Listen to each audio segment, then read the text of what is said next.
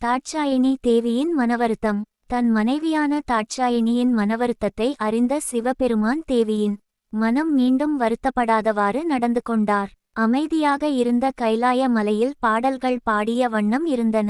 எம்பெருமானின் இச்செய்கையால் தான் மனதில் அடைந்த கவலையை முழுவதும் மறக்க முடியாத பட்சத்திலும் தான் விருப்பப்பட்டு மணமுடித்த கணவர் முன்னிலையில் மகிழ்வாக இருப்பதாக புன்முறுவலுடன் காட்சியளித்தார் தாட்சாயினி தேவி.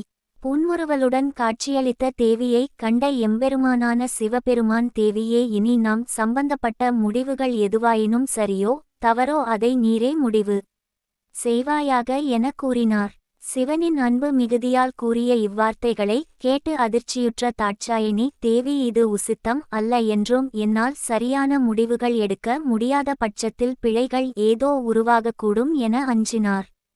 சிவபெருமானோ என்னில் பாதியான நீர் சரியான முடிவை மட்டுமே எடுக்கக்கூடும் என்றும் ஒருவேளை அதன் பொருட்டு ஏதேனும் விளைவுகள் உண்டாகுமானால் அதை நான் சரிசெய்வேன் என்றும் கூறினார். ஆனால் இனிவரும் காலங்களில் என் பொருட்டு முடிவுகளை நீரே எடுக்க வேண்டும் என்று திடமாக கூறினார்.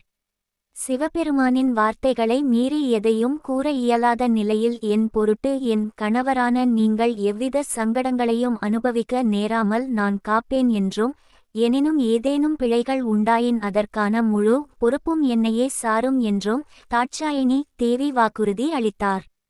தாரகாசுரன் ஒன்றிணைந்த சிவபெருமானையும் தாட்சாயினி தேவியையும் பிரிக்க ஏதேனும் வழியுண்டா என சிந்தனையில் ஆழ்ந்தான். ஏனெனில் தாட்சாயினி தேவி இருப்பது எம்பெருமான் வாழும் இடத்தில். அவ்விடத்திற்கு அவரின் அனுமதியின்றி சென்றால் கண்டிப்பாக தோல்வியே உண்டாகும் என்பதை நன்கு உணர்ந்ததால் இந்த முறை செயல்படுத்தும் திட்டத்தில் எவ்வித தோல்வியும் ஏற்படாமல் இருக்க வேண்டும் என எண்ணினான். இன்னும் தொடரலாம். அடுத்து வருவது கைலாயத்திற்கு வருகை தரும் தட்சன். இந்த வீடியோ பிடிச்சிருந்தால் லைக் பண்ணுங்க, ஷேர் பண்ணுங்க, கமெண்ட் பண்ணுங்க.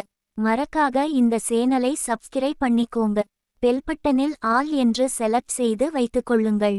அப்பதான் நான் அடுத்தடுத்து போடும் வீடியோக்கள் உங்கள் நோட்டிபிகேஷன்ல வரும். நன்றி, வணக்கம்.